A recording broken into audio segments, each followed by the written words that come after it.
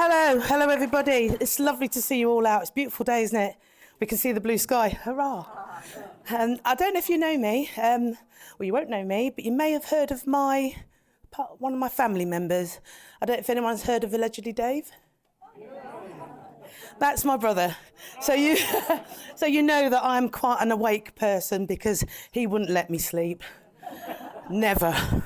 So yeah, I'm here today to talk about what John has been talking about. It is real, people. It really is real. Yeah, and John's done a wonderful job with his cattle down at Dora's Dairy. And I love raw milk and butter. Right, so I'm going to go on. So a little bit about me. I'm a qualified equine nutritional hydrotherapist, and I'm also doing my master's in equine animal nutrition at Glasgow University. And I've had horses for over 50 years. So I established a company to make the world's first liquid feed for horses, because the biggest killer of horses in the world is impaction colic, and you cannot impact on liquid. So I have my own personal story, the reason why I came to this point, and that was because my horse nearly died of dehydration a long time ago when I was in the Royal Air Force. So I'm also a veteran of the Royal Air Force as well, and I did 12 years. Thank you. And I did go to the Falkland Islands. So I was there as well. So I've done an awful lot of stuff.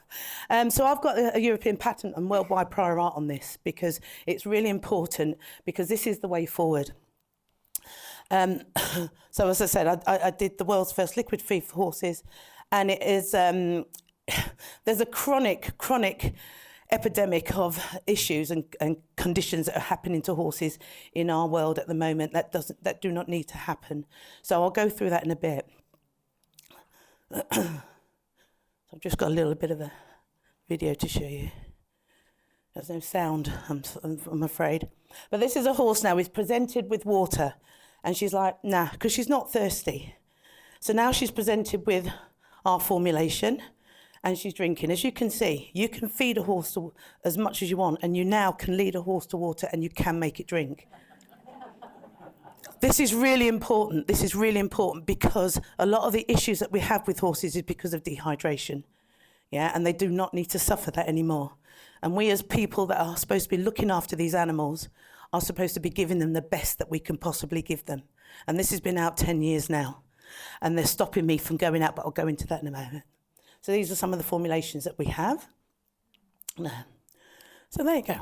Look at that. That's quite good, isn't it? I like that. So what I'm going to do today in my talk is I'm going to try and make a comparison between man, and I'll put beast there, but all different animals. I'm a horse person, but I do study other animals as well. But my model is the horse. So this is the food pyramid. Who went out there today and had a lovely pasty and chips? Yeah, come on, put your hands up. I saw you all out there eating your pasties. Yeah, this is it, you see, this food pyramid here. This is the food pyramid of health, yeah? And this bottom bit there is what we are told that we should have more of, yeah? And you look at sort of halfway up, yeah, vegetables. Up there you've got meat and you've got fish. At the top, you've got only a little bit of oil, a little bit of sugar, a little bit of pasties and pastries and sweet things. But that is not correct, do you think? Do you think that's good? That's what's been putting us in the situation that we're in at the moment.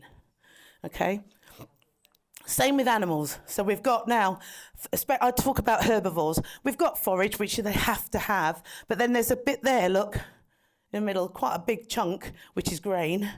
And at the top, there's supplements. Supplements weren't around 100 million years ago. So why are they there at the top of the food chain for an animal? These sections are contributing to the ill health of all humans and animals. And we need to do something about this to enable us to have healthy bodies and healthy animals.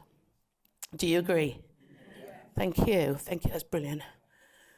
So the history of food, prehistoric man and beast diet for survival. Ha! Saw one of those last week. I ran after him. I lost loads.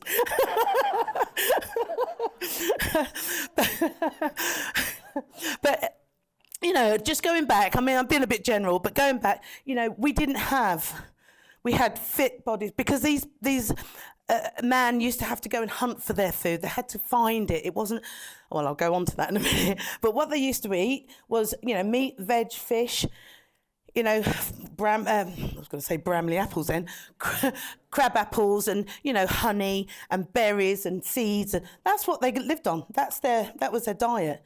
And this is what produced that. Brilliant. Same with our animals, the prehistoric animals. Prehistoric horse was that big. And it was a prey animal. Very, very instincts are very, very sharp because it was, it was food for the predator. But that's what the prehistoric animal used to eat as well. Forage, grass, nuts and bits of berries, whatever they could find.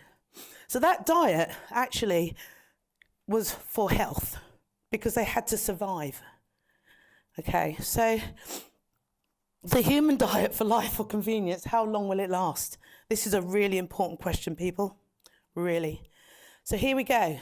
So if you keep like the prehistoric person, so you're active, you're fit, you're doing meat, the odd nuts, a few berries, but you're actually active and you're eating the right diet, you're going to have good health. Okay, that is just a fact. However, here we go. Now, do we recognise that? Do we recognise that? Okay. Honestly, this is so important because we're only going to maybe last hundreds of years, not thousands of years. If we carry on doing this, we're not going to last long at all. We have got to take responsibility for our own digestive systems, our own nutrition, and our own health.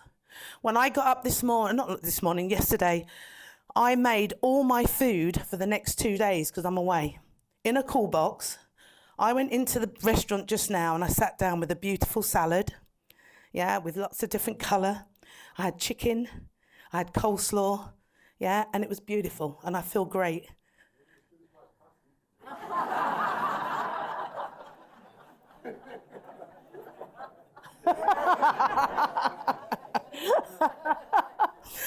Well, you carry on. Fill your boots. Fill your boots.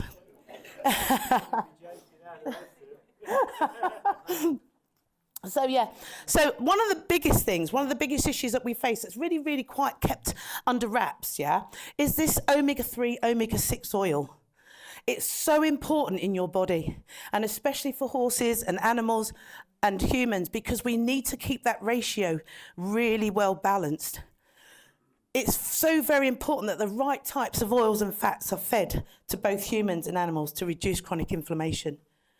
Okay, omega-6 is pro-inflammatory. It causes inflammation, and it causes the veins to narrow, and it also delays any healing. So if you're an athlete or you've got a horse that's an athlete, you're going to restrict its healing capacity with omega-6. But with humans, omega-6 oils are pro-inflammatory. So they're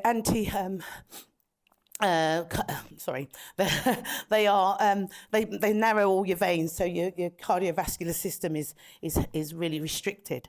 So when you've got things like this, you've got joint issues, you've got pain in the joints because you've not got the right omegas in your body. So these are the oils, the highly processed oils, your soya, your rapeseed oil, every single mayonnaise, not every single one, because I found one that hasn't got rapeseed oil in. But if you look at your labels, this is really important. Every single product has got rapeseed oil in it. They use it on everything, and that's highly processed. So your omega-3 is your anti-inflammatory. It promotes healing. It promotes widening of the veins so the blood can flow through. It increases cardiovascular function, and it's also antithrombotic. And so there's loads and loads of good benefits from omega-3. So you can see there that we've got less inflammation in the body. And these oils are expeller in cold-pressed oils like flaxseed, linseed, and fish oils for humans. So we can eat fish oils, because we've got the mechanisms within our bodies to digest these oils. But this is all by design, and it's totally preventable. Olive oil is fabulous. drink it. I drink spoonfuls at night time. And coconut oil is brilliant as well. Yeah, coconut oil is the best thing on your face, on your hair, on your skin, everything. See, I can't, absolutely fantastic. But it's not good for horses, because how many horses have you seen climb a coconut palm? Yeah? And if they fall on the floor, how many horses do you know can eat a coconut that falls on the floor? You can't. So it's not good for horses, saturated fats. So the consequence of the modern human diet, do we all agree? Chronic illness. We were talking about diabetes type 2. That's the biggest preventable condition that humans have, as well as a couple of others. So we have 66.2% of men and 57% of women are obese, or obese in the UK, or overweight. That's extraordinary, and it's just going up and up and up. Yeah, we're not going to last very long, guys, if we carry on in this way. Here, 76% of men and 64% of women have type 2 diabetes as well. And it's just going up. And today, 420 people die of heart disease. That's scary. That's really scary. But this is all by design, look. It's all by design, and it's all totally preventable. So the consequences of the traditional animal diet, I'm going to go back onto animals here. Leisure horses. Now, it's quite interesting that we're here at Exeter Racecourse. Yeah, I've got no issues with horses doing sport or doing anything for domesticated for humans. But what I have got an issue with is they're not feeding species-specific food to those animals for them to allow them to do the job that we want them to do. So 50% of leisure horses, including ponies, have equine gastric ulcer syndrome, which is an erosion of the upper part of the stomach, which means that the stomach there's a lot of pain being produced from the stomach, from the hydrochloric acid that burns into the stomach wall because of the sugars and starches that we're putting into their diet. Between 60 and 90% of horses, performance horses, so race horses, yeah, and top horses that do quite a lot of work, they've all got, are affected by gastric ulcers. This is a stomach ulcer. Ulcers, I think that's a grade 4 stomach ulcer. So 96,000 horses and ponies are diagnosed with EMS and laminitis annually. That is a shocking amount. These animals don't have a voice. They can't say, don't feed me that pizza in the morning, don't feed me at night, but they get every morning, every night, pizza, pizza, pizza, a bit of candy floss, pizza, pizza, and they don't have an opportunity to say no.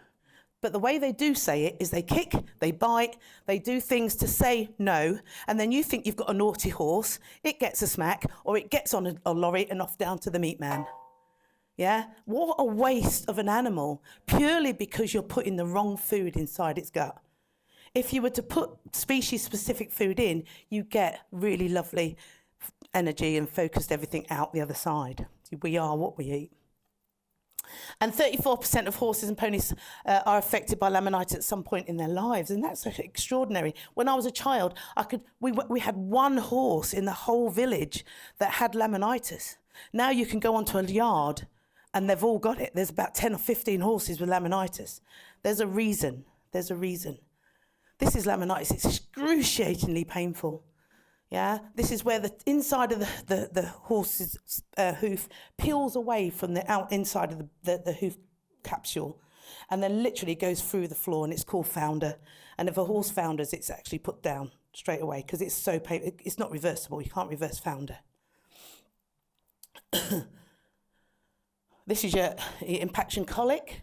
So if you get an impaction in the gut because of there's a lot of reasons for an impaction, and there's a lot of different colics, but an impaction caused by dehydration is where they eat a lot of fibrous material and there's not enough saliva produced to allow it to go through the body without getting stuck in their system. And when it does get stuck, it's like a twisty balloon. You know when you make the twisty balloons? It's like that. They twist round and then that piece dies off. I mean, I'm not a vet, but, that's my understanding of how it all works in there, in the system. It's very excruciating. And so, like I said, impaction colic is the biggest killer of the horses worldwide. So it's, again, look, it's all by design, totally preventable. All these conditions are totally preventable. Oh, That's it. So the Saying they're not allowed to drink water.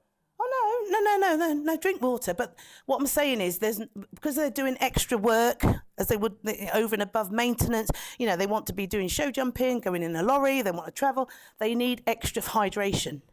That's the thing. It's the maintenance amount of water for a horse that big is about 15 litres a day.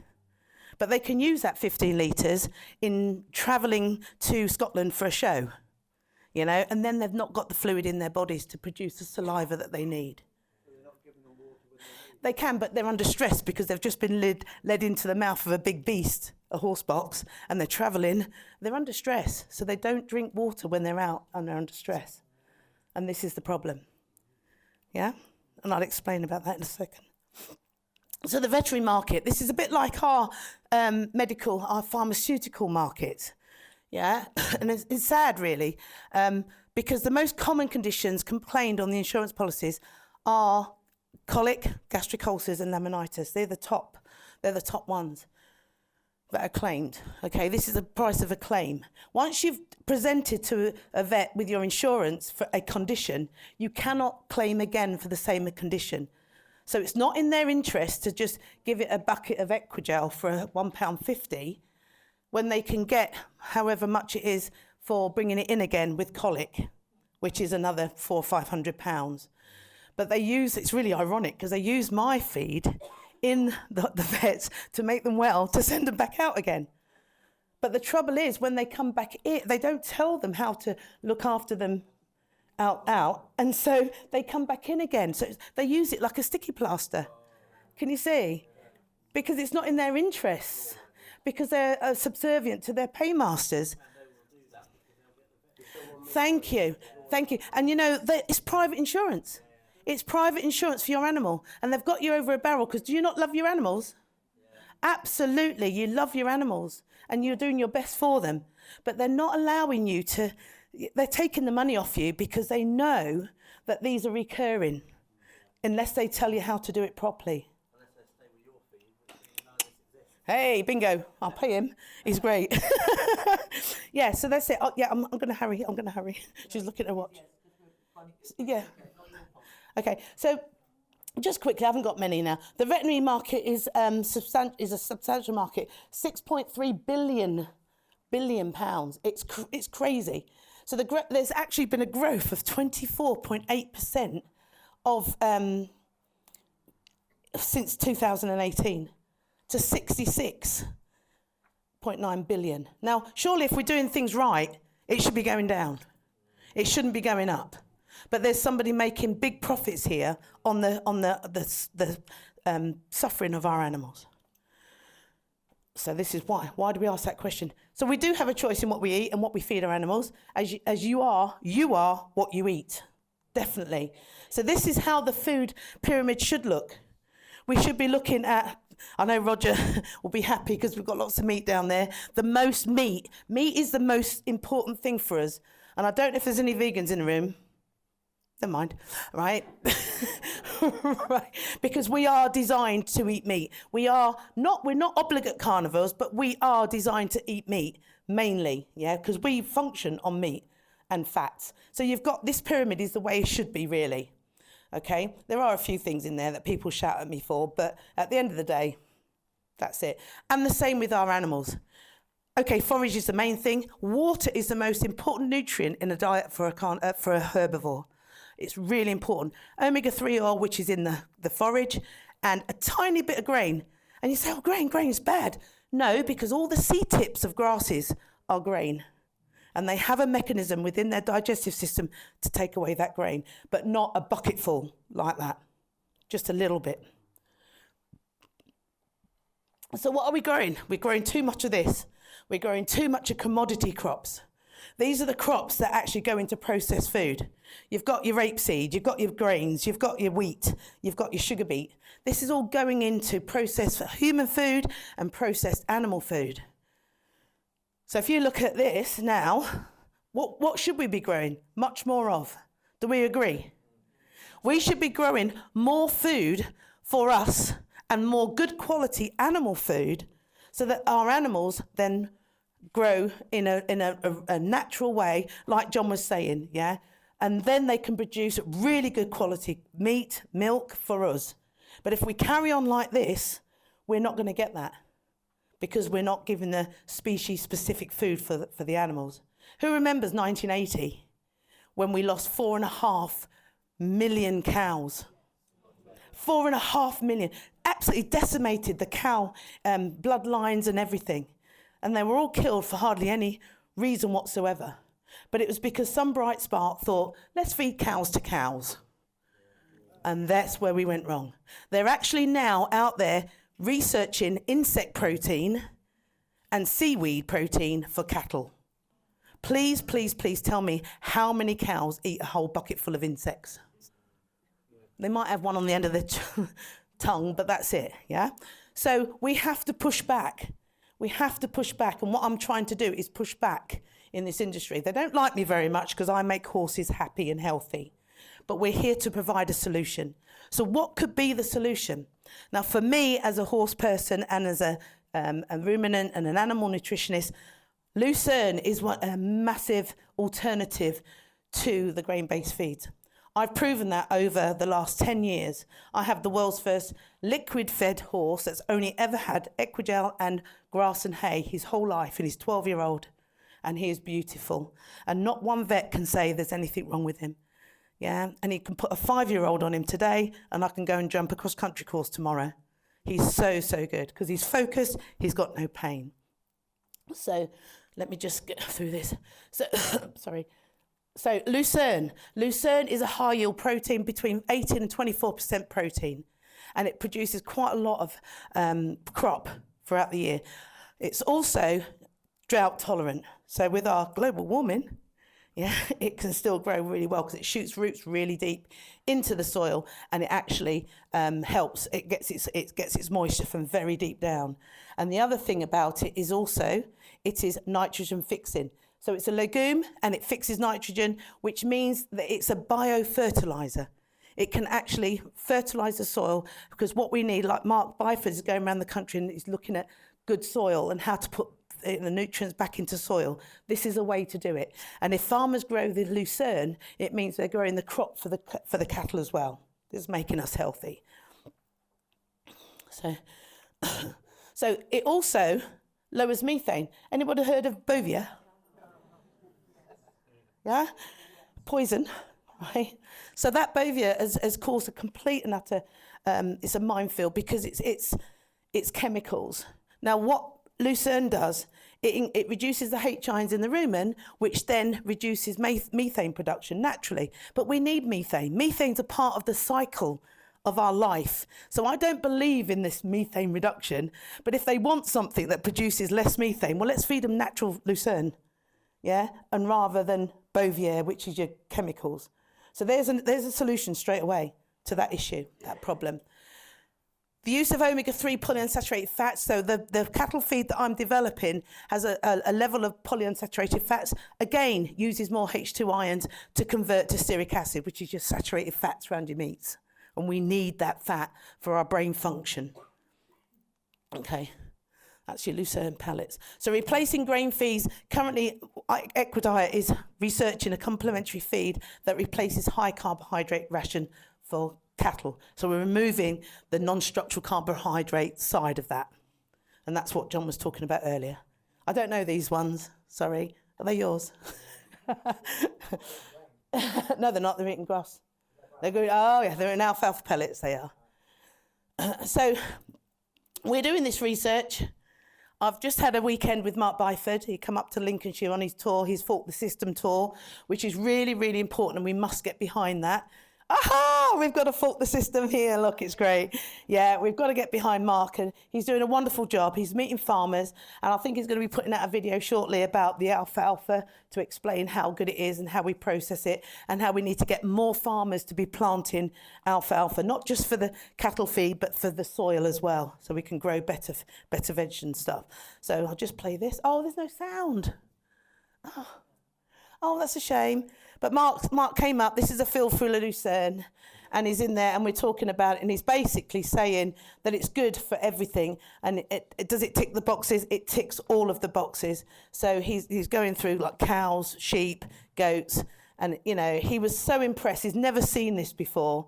And to introduce him to this new way of fixing nitrogen to the soil, they're actually doing it with red clover at the moment, but that red clover is not a fodder.